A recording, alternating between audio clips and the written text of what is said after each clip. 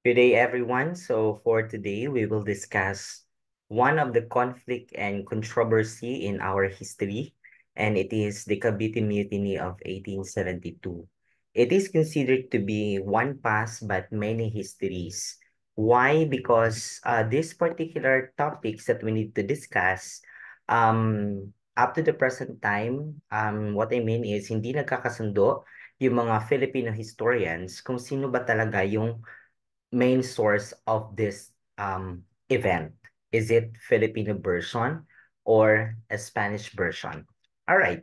So Cavite Mutiny class was an heroic in 1872 in which some Caviteños made a certain uprising against the government of Spain during the time. And at the end of this Cavite Mutiny of 1872 resulted the martyrdom of the three martyred priests, Gomez, Borgus, and Zamora. And if you already watch a historical movie about the Gumbursa, no, na it is ano pa rin, pinapakita pa rin ito sa mga sinihan ngayon. So that's the story of actually the Cavite Mutiny of 1872 based on the historical movie of Gumburza. But of course, in order for us to understand more about this Cavite Mutiny of 1872, I will discuss it for you. Now, take note, why is it that it is considered to be one past but many histories? Because ang daming primary sources or may iba't ibang primary sources. And it is conflict up to the present time because these historical events become controversy kasi nga there are many accounts that speaks about the causes of the event itself. And there are accounts coming from the Spaniards and account coming from the Filipino version. And ang gagawin natin, let us now revisit this particular document and we will try to apply content analysis, no? Kung saan sa dalawa, aside from content analysis, we will also apply contextual analysis. If sino ba talaga sa dalawang account ang nagsasabi ng katotohanan with regards to the Cavite Mutiny of 1872. Now, before we begin, this will be our learning objective. So identify the various interpretations that can be read from the historical text. Okay, as what I mentioned, there are two primary sources coming from Spanish version and Filipino version. So ating alamin later on, and at the end of the day, what will be our interpretation at sino sa dalawa ang nagsasabi ng totoo. And the last learning objective, show open-mindedness in looking into the historical sources. All right, so let's start with the introduction of this topic. So by the way, this is our primary sources. And as what I mentioned, under the Spanish version, we have Jose Montero y Vidal, and we have Governor General Rafael de Izquierdo. Under the Filipino version, we have Dr. Pardo de Tavera, and supported by Edmund Clawood, a French writer who stayed in the Philippines na nangyari yung Cavite Mutiny of 1872. All right. Let's start with this particular introduction. And I know it is very familiar because it is part of your result topic before. Kinuha ko lang in order for you to understand bakit nagkaroon ng Cavite Mutiny of 1872. First is nagkaroon nga ng Spain in the 19th century. Ano bang nangyari sa Spain way back in 1800? There is what we call political instability in Spain. Pag sinabi nating instability, it means to say their politics is unstable. There is what we call civil war inside the government of Spain during that time. Unstable, and that is why there is rise and fall of government during that time. And because of that, no, because Philippines is a colony of Spain, affected tayo directly. Now, ano ang nangyari? After the death of Ferdinand VII, Spain went through a downward spiral as a world power. If you still remember in our first topic sa midterm, the first voyage around the world, Portugal and Spain are the first two country nga nagpasimuno or nagpasiugda og age of exploration. And out from that, they're considered to be the most powerful empire during that time because sila nga yung dalawang country na yan ang nagpasiugda o start of the age of exploration. And therefore, Spain have a lot of territories and colony during that time from North America, from South America, from Africa, and we have Asia during that time. And after the death of this king, Ferdinand VII, dito na nagsimula ang pag-downfall ng Empire ng Spain. Why? Because in 1830, all of the Spain's American colony have seceded and become an independent state with the exemption of Cuba and Puerto Rico. Plus, in Asia, we have the Philippines. Now, what would be the main reason about that? Look at this picture. May dalawang anak si Ferdinand VII, King Charles I and Queen Isabel II. What happened? Of course, nagkaroon nga ng civil war, no? Nagkaroon nga ng conflict between the two uh, na anak ni Ferdinand VII kung sino yung susunod na maging leader ng Spain during the time. Kaya nagkaroon nga ng civil war because nag-aaway na yun si King Charles or si Queen Isabel kung sino sa dalawang ito ang magiging leader or ang next leader ng Spain. And at the end of the day, Queen Isabel II, no, nanalo siya during that civil war. And that is why she is the next, no, leader or queen of Spain during that time. And in our history class, in the world history, bihira lang yung leader na babae, no? Just like Queen Pharaoh Cleopatra. Like for example, in our history, bihira lang po yung mga babae na leader. It is because they believe that women is not capable in leading a vast empire. And aside from that, they are not capable in leading this particular country because they are what? They are weak, no? They have a lot of weaknesses. And pinatutuhanan lang yan ni Queen Isabel II because during her reign in 1830s, all of Spain's American colony have seceded. And only the remaining colony of Spain during that time is only Cuba, Puerto Rico, and the Philippines. And aside from that, there is another rise and fall of ministries. It is because it is the rise of the liberalism versus the absolute monarchy.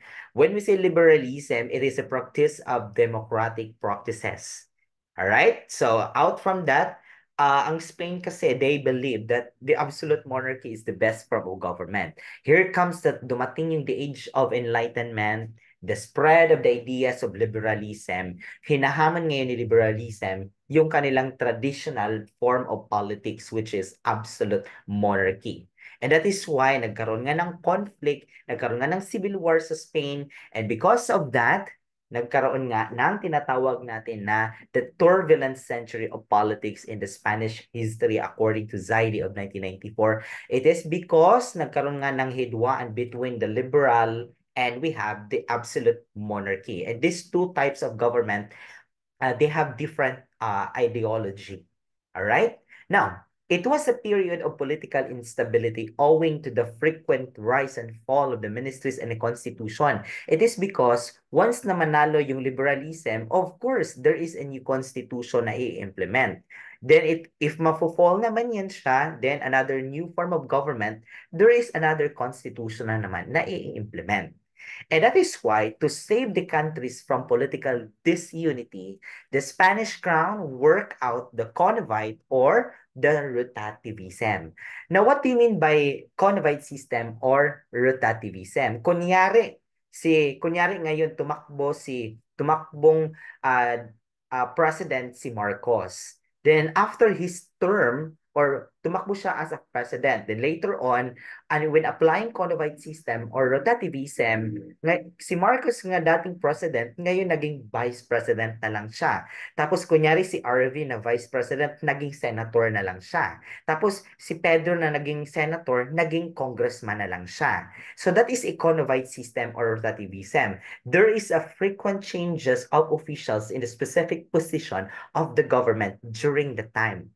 So therefore, kapag i-implement yan, ibig sabihin lahat ng mga officials sa Pilipinas, aalis yan sila. Papalitan yan sila lahat. And therefore, magkakaroon ng vacant position ang mga specific positions sa government when there is a Conovite system or rotativism. What's the purpose of the rotativism? To save the country's political disunity. Now, and because of this, the rise of liberalism, no, in Spain, nagkaroon nga ng panibagong officials or leader ang bansang Pilipinas during that time. Now, what happened, class? Before we begin to the main topic about the Cavite Mutiny, because of the rise of the liberalism in the Philippines, specifically in 1871, there is a new appointed Governor General in the Philippines because they are a liberalism. Therefore, when they arrived in the Philippines, they introduced democratic practices. For almost 2 centuries that we are colonized by Spain, the form of government that they implemented in our country is absolute monarchy. And for the first time in 1871, because of the rise of liberalism, there is a new Governor General.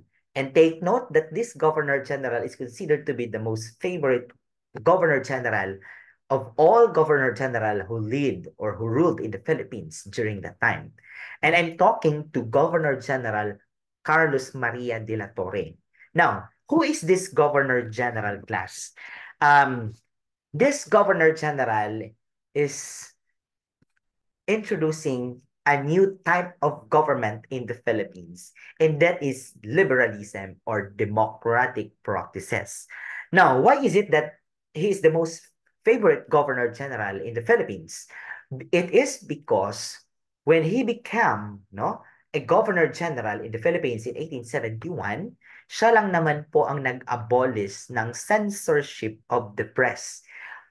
Right. So therefore, from the abolishing the censorship of the press, Filipinos can now question the government. Ano ba yung ginagawa ninyo? Bakit walang development na nangyayari? Diba? Ganon ang censorship of the press. Ibig sabihin, inilathala kung ano yung mga pinagagawa ng government in the Philippines during the time. And another one that he abolished is a flogging as a punishment. Diba? We are in the time of a Lenten season, 'di ba, in Quaresma. 'Di ba? Kita mo na ginahampak sa likod, and that is a flogging as a punishment during that time. And he abolished that. Another is he abolished, particularly in paying tributes to the ordinary Filipino people. What do you mean by tributes, sir? It is a form of tax that all Filipino people are obliged to pay that no matter what social status you have. You need to pay tributes to the government. And aside from that, he abolished the forced labor or the puloy is servisyo, especially particularly to the men during that time. Ano man, 16 years old until 40 years old, no? Magtatrabaho kayo ng walang bayad. Okay? 16 to 40 days rather, ng walang bayad. Okay, ganon yung mga yun yung mga practices during that time, and most of them the ordinary native Filipinos, no? And that is some of the practices that was na abolished ni Carlos Maria de la Torre during that time. And there is a reforms about public discussion. So Filipinos can now make a general assembly in the public place to question the government, discuss democratic ideas during the time.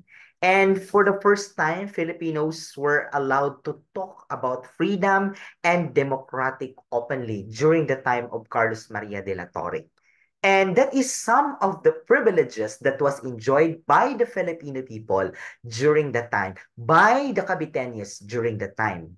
Now, however, this development was something the friars then did not like.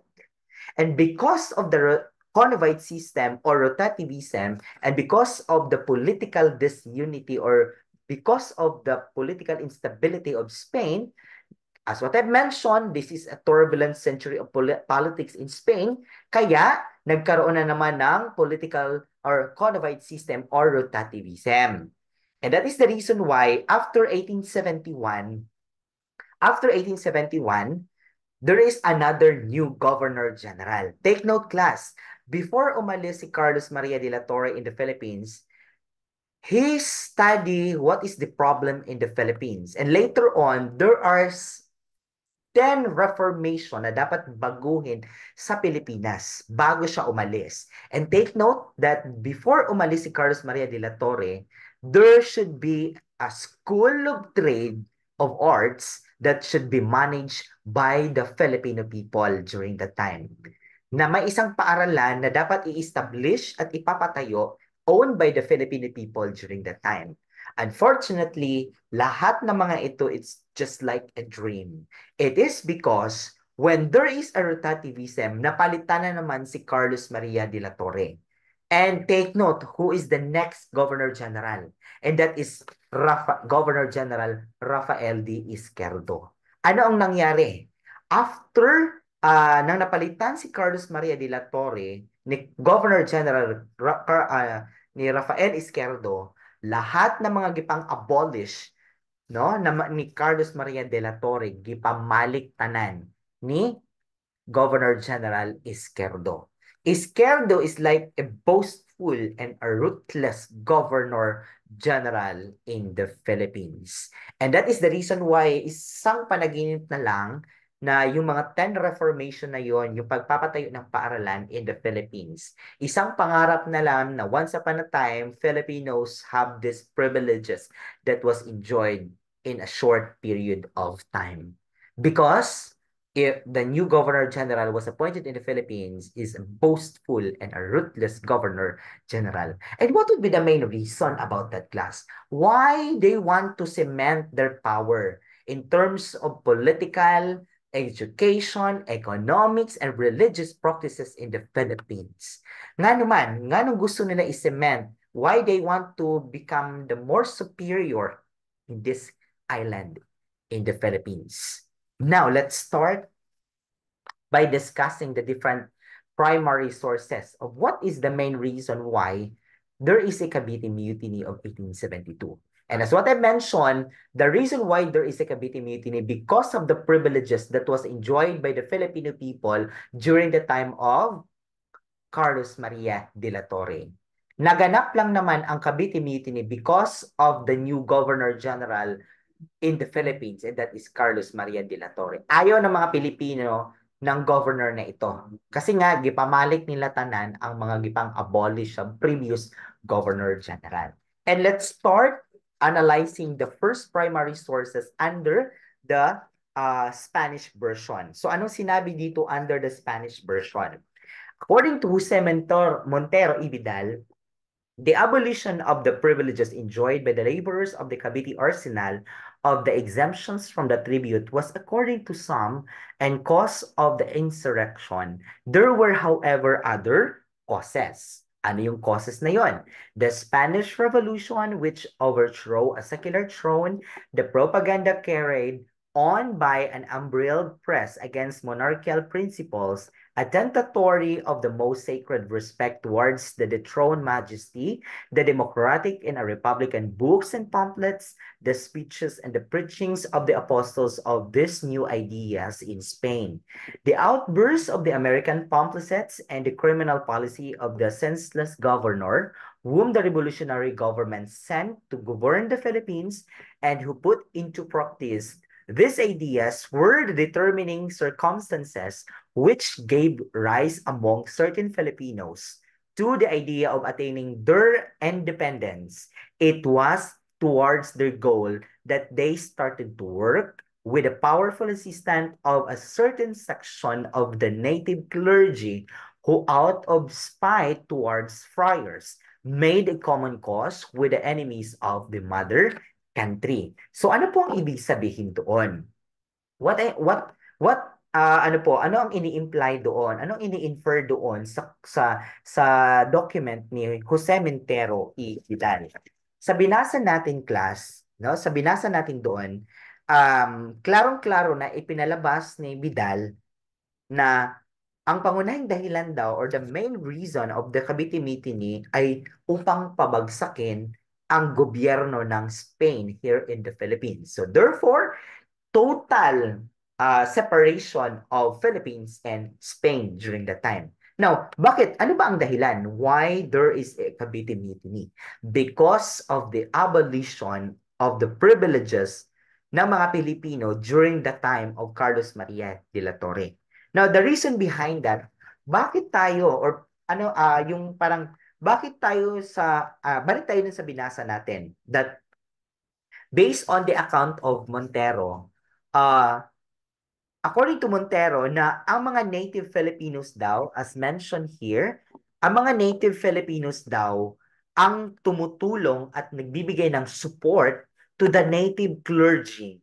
So they are mentioning the native clergy na especially kina Father Gomez and Zamora. Okay? Now, another reason. Take note, class, that at the end of the Cavite Mutiny of 1872, the execution of the three martyred priests, pagpatay ng tatlong paring martyr. Now, there are two types of garote. Pinatay yung mga tatlong pare using the garote. Yung the other one na garote, na ito yung ginamit ng mga Spaniards para patayin yung tatlong martyred priest. The first one is yung nilalagyan ng parang tela or sako, tapos ginabutang ang hikot, tapos kaning nasa likod, tuyuko na siya sa isa ka person, hangtod sa di na siya kaginawang. Then another types of garote is yung parang may blade sa taas, ipahigda ra ang isa ka victim, ihulog ang blade, ayun, putol ang ulo. So that is two types of garote. And that is some of the type of execution that was implemented by the Spaniards in the Philippines during that time. Diba? Yung ana sila ka barbaric, no? Now, let's continue. According to Jose Montero y Vidal, they started to work with the powerful assistant, no, of a certain sections of the native clergy who out of spite towards friars made a common cause with the enemies of the mother country. Ang sabi dito, at various time, no, uh, but especially in the beginning of the year 1872, the authorities received anonymous communication with the information that there is a great uprising would break out against the Spanish or the Spaniards.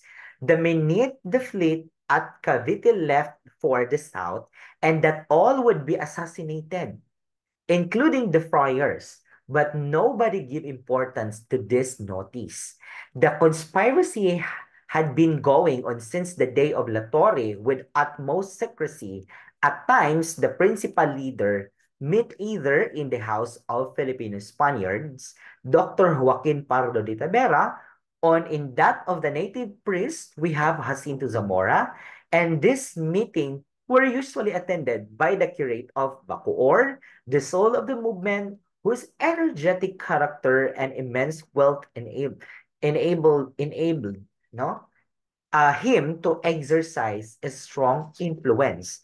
So, um, ibig sabihin dito, class, according to Cementerio Ibidal, makikita natin that in the account of Montero, iniladawit si Father Jacinto Zamora. Take note of this. Dinadawit si Jacinto Zamora. Another one is, sila daw po ang nagpasimula ng meeting. They are organizing meeting. And at the same time, sila daw ang nag-o-organize ng patungkol sa revolution na magaganap. And that's according to Jose Montero y Vidal. Now, another one is another version, another account coming from the Spanish version, according to Rafael Izquierdo as a governor general in the Philippines during the time. Now, according to Izquierdo, it seems definite that the insurrection was motivated and prepared by the native clergy, by the mestizos, and the native lawyers, and by those known here as abogadillos. The instigators to carry out their criminal project protested against the injustice of the government in not paying the provinces for their tobacco crops and against the usury that some practice in document that the finance department gives crop owners who have to sell them at a loss. They encountered the rebellion by protesting what they called the injustices of having obliged rather the workers in the Cavite Arsenal to pay tribute starting January 1 during 1872 na po yan, and to render personal service from which they were formerly exempted. Up to now, it has not been clearly determined if they plan to establish a monarchy or a republic because the Indios or the native Filipinos have no words in their language to describe these different forms of government, whose head is in Filipino would be called hari. But it turns out that they would place at the head of the government a priest, that the head selected would be Jose Burgos and Jacinto Zamora. Such is the plan of the rebels, those who guided them, and the means they counted upon for its realization. So ano pong ibig sabihin ni ano pong ibig sabihin ni Governor General Rafael Izquierdo? Based sa binasa natin, idinadawit na naman ni Governor General Izquierdo ang mga native Filipino clergy at at ang mga native lawyers. When we say abogadillo, sila po yung mga native Filipinos na mga lawyers during the time na sila daw po ang brain of the Cavite Mutiny, that they are the brain of the revolution. Now, for the continuation of the document of Izquierdo, based on the two account of the Spanish version, it was manifested that uh, the reason of the Cavite Mutiny was the abolition of the privileges that was enjoyed by the laborers or the workers of the Cavite Arsenal of exempting there in paying tax to the government during the time, giving tributes or puloy i serbisyo.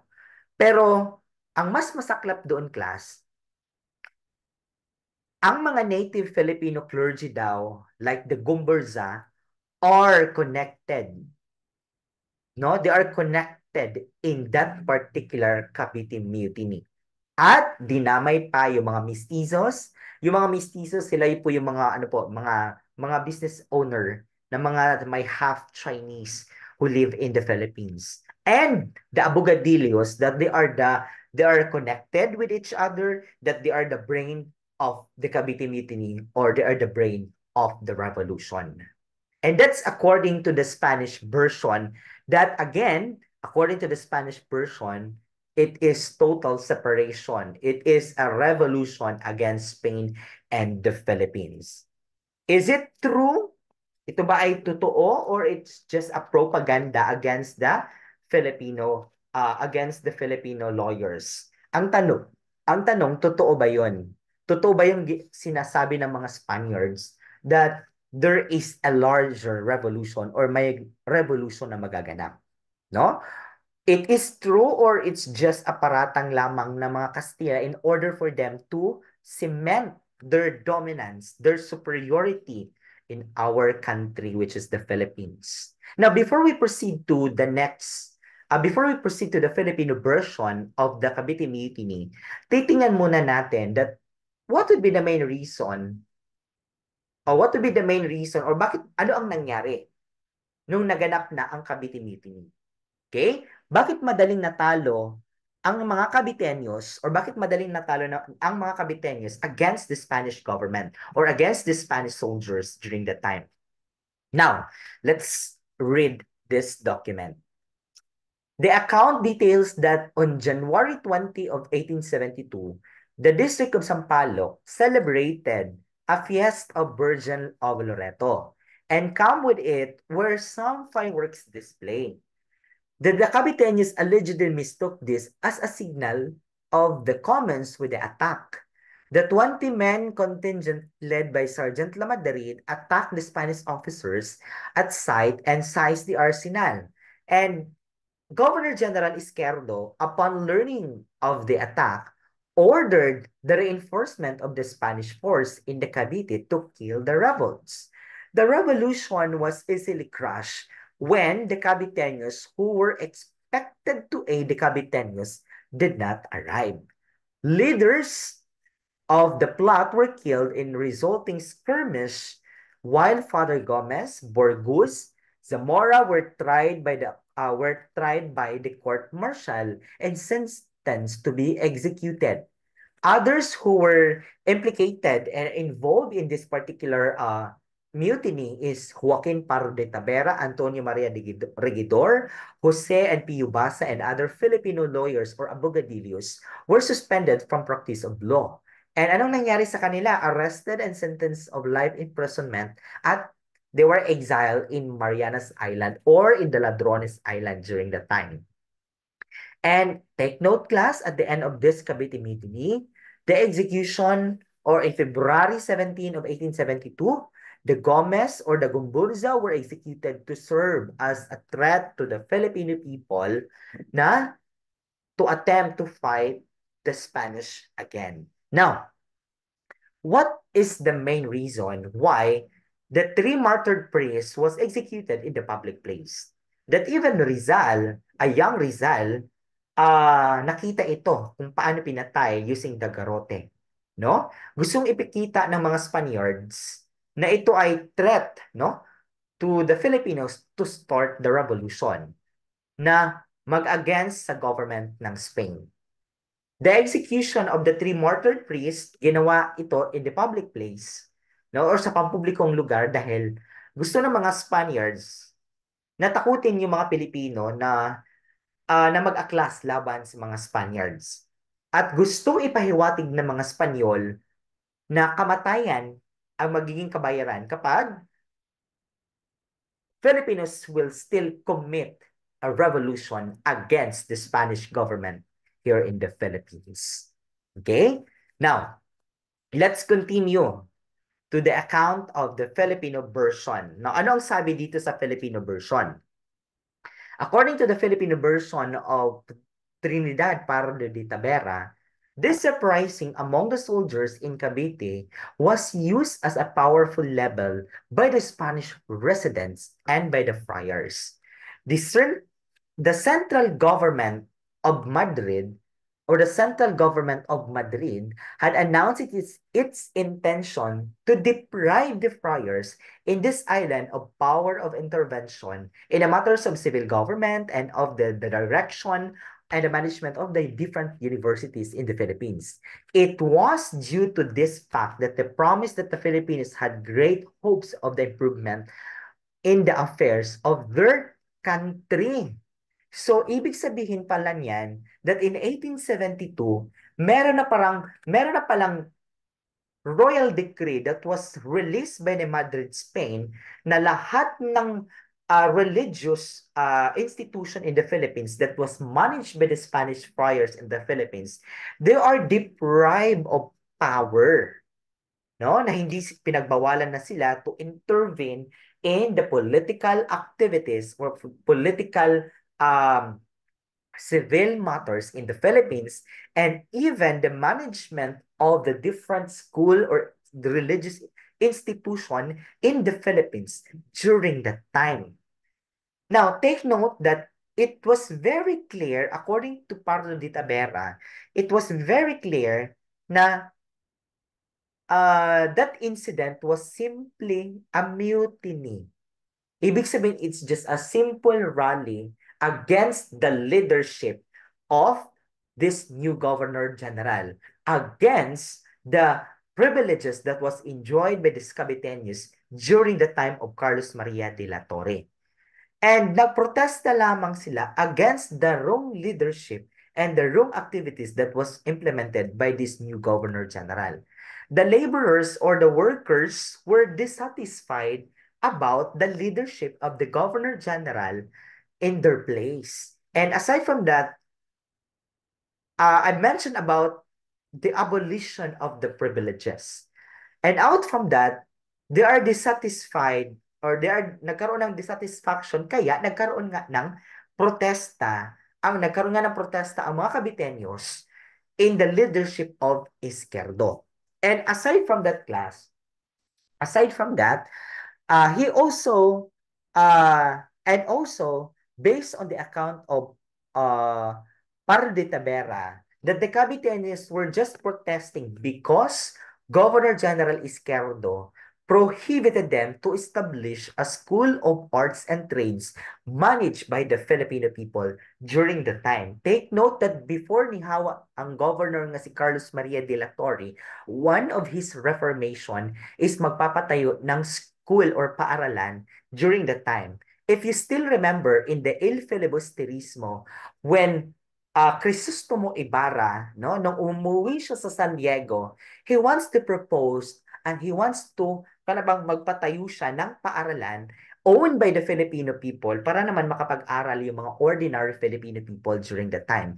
And that is the same scenario when Carlos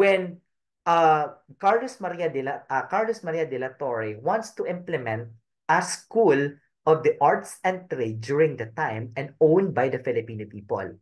And take note that the enemy of progress in the Philippines during that time is the Spanish friars and the Spanish government.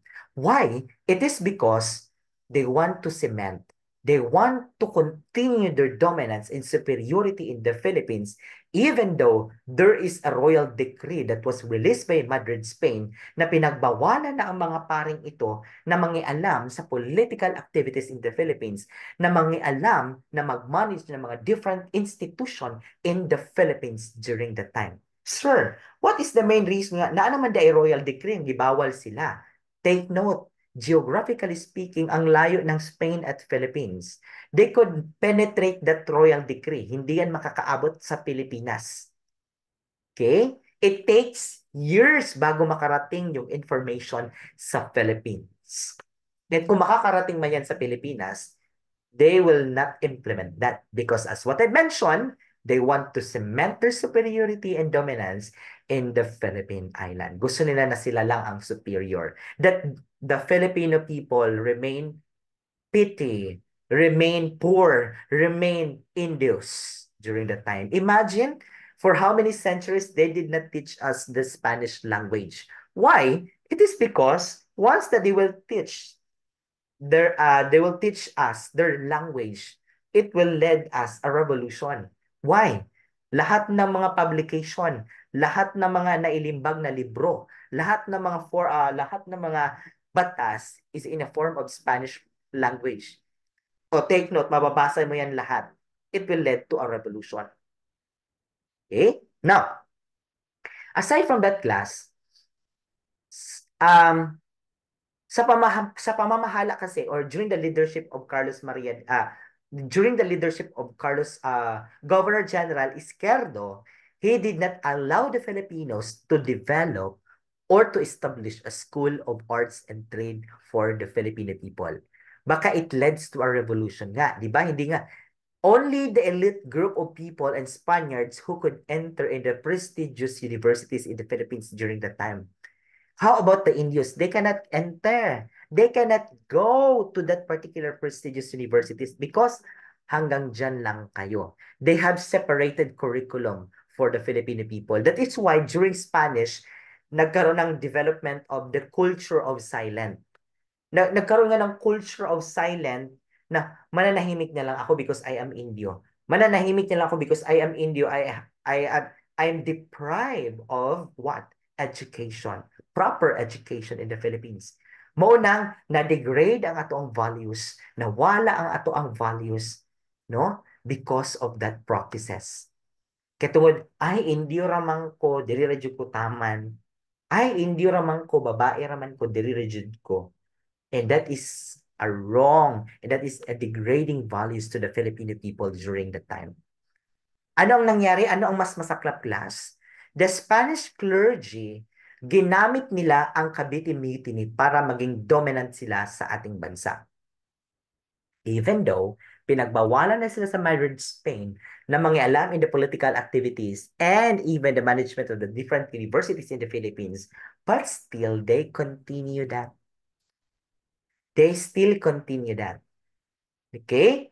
For the reason that the Madrid, Spain, there is a prohibition of the friars to interfere in the affairs of the civil government and also in the affairs of education.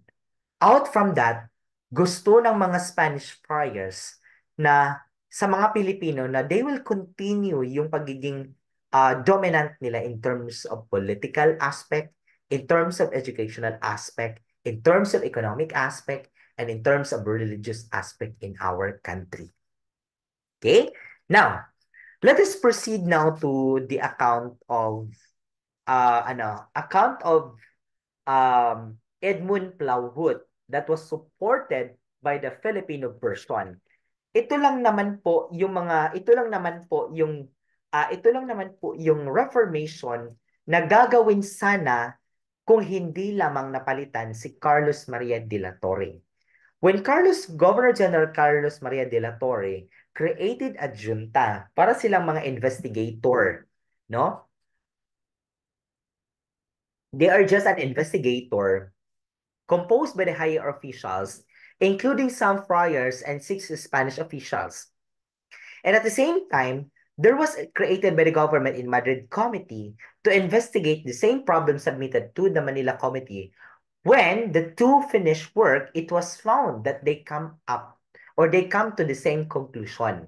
So meaning to say, class, when Carlos Maria de la Torre became a governor general before 1872, he composed an investigator, no, to investigate the problematic or the problem in the Philippines. And at the same time, sa Madrid, Spain pala din, alam na nila na merong problem sa Pilipinas. And they started to investigate that. And at the end of the day, magkatugma yung dalawang group, magkatugma yung kanilang conclusion that there will be a summary of the reforms that they considered necessary to introduce in the Philippines.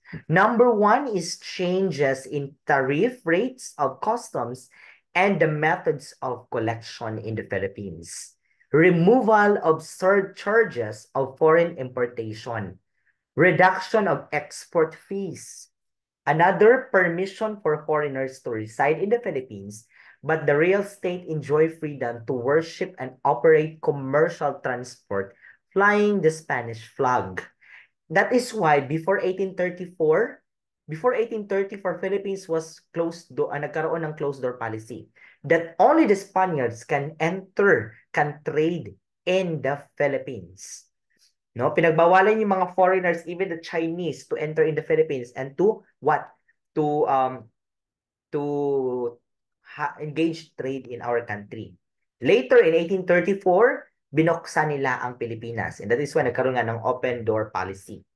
And ayun, binigyan na nila ng karapatan ang yung mga other foreign commoners or foreign traders to invest here in the Philippines. Establishment of the Advisory Council to inform the Ministry of Overseas Affairs in Madrid on a necessary reform to be implemented.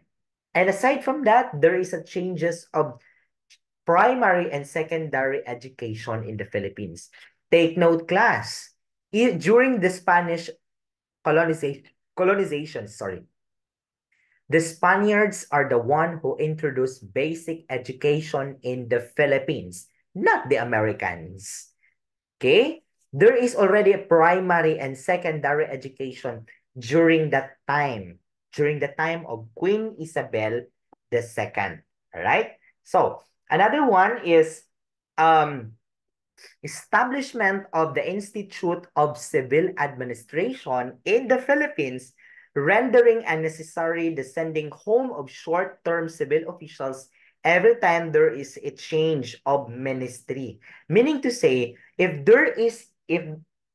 merong convite system or rotativism na i-implement in the Philippines, before magiging before they will be appointed in that particular specific position in the government, there will be an examination. There will be an interview about that. Dili kay duol sa luwag imong posisyon.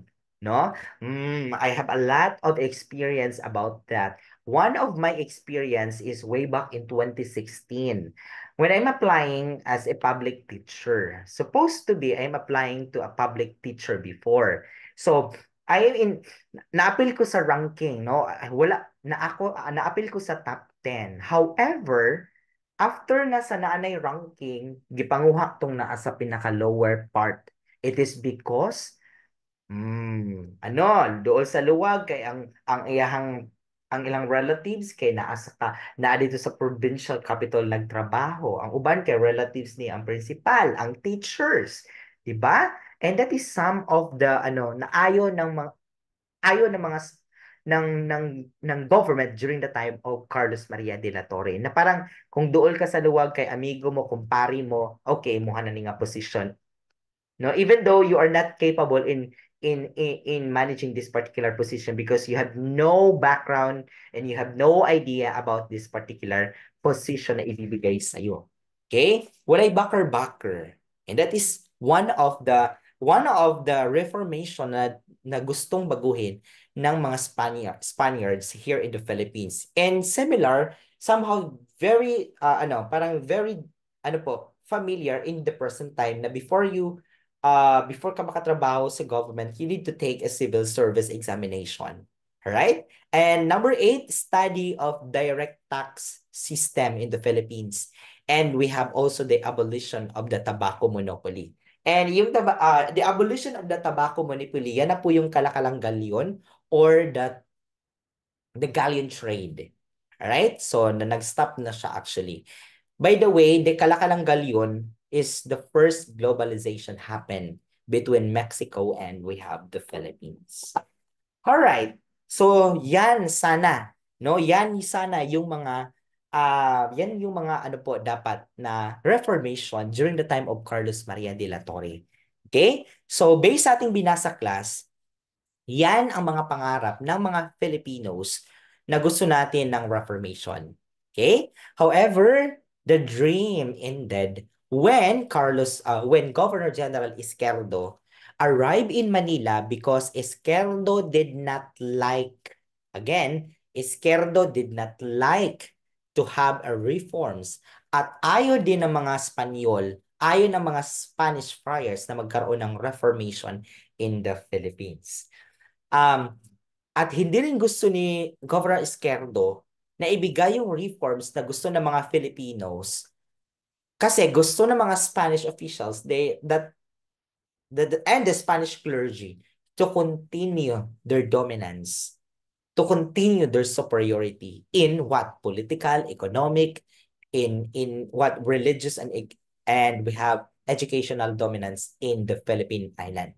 Even though that there is a royal decree in Madrid, Spain, that it has to be a school in Manila that was a society of arts and trade to be open in 1871. However, Governor General Izquierdo postponed the inauguration. He did not like the school will be founded in Manila. So ito yung totoong nangyari, class. Okay? Ito yung totoong nangyari that for me, class, no? Kung tatanungin ko kayo, saan ba kayo in favor? To the Spanish version or to the Filipino version? If you will ask me about that, of course, papanig ako sa Filipino version. Why? I trust the account of the Filipino version. That's are not coming from the Spanish account. Why? Because kasi the Spaniards themselves are also biased in their presentation of the document or of that particular event. And of course, they wanted to present their side also. And take note, sino ba ang nasa kapangyarihan during that time? The Spaniards. So ito yung totoong nangyari during that time. Ang totoong nangyari is that um, the friars used this incident as part of the larger conspiracy that they wanted to cement their political and economic dominance here in the Philippine island. So if we are going to analyze the account of the Filipino version, the Filipinos or the Caviteños just wanted to have equal rights. Gusto lang naman nila ng equal rights, that they wanted to enjoy the privileges. That is why they protested. And they wanted Governor General Izquierdo would allow to establishment in school in Manila that governed by the Filipino people. Again, ulitin ko, the Filipinos or the Caviteños they wanted to have equal rights. Dapat magkaroon ng pagkapantay-pantay no matter what is your political status during that time. No matter what is your ethnicity, you are a Spanish, you are a natives, you are a mestizos, you're a Bugadillos, there should be equal rights during the time. Out from that, may protestang naganap. However, according to the Spanish version, they considered it as a large revolution and become total overthrowing of the Spanish government in the Philippines. And at the end of the day, class, ano ba ang nangyari? Magkaiba man ang version ng dalawang ito patungkol sa Cavite Mutiny of 1872, isa lang naman po ang kahinatnan ng lahat. At ito yung pagpaslang ng tatlong martyred priests. In our history class, isa ito sa nakakakilabot, kumbaga, nakakakilabot na pangyayari, no, para sa mga Pilipino sapagkat ito ay kumbaga harap-harapang pinatay ng mga Espanyol ang mga Filipino in a public place where ang mga Pilipino ay they could easily na makikita nila doon na ang purpose why they executed these three martyred priests in the public place because kamatayan ang magiging kabayaran, no? Execution, no, will be the result if mag-aaklas ang mga Pilipino against the Spanish government in the Philippines. And at the end of the day, class, again, this is the nine reformation sanang mabago sa Philippines. And at the end of the day, the road of independence was rough and toddle. Many patriots name and unnamed shed their bloods to attain reforms and achieve independence. 12 June of 1898 may be the glorious event for us, but we should not forget that before we come across victory, okay, before we across victory, our forefathers suffered enough.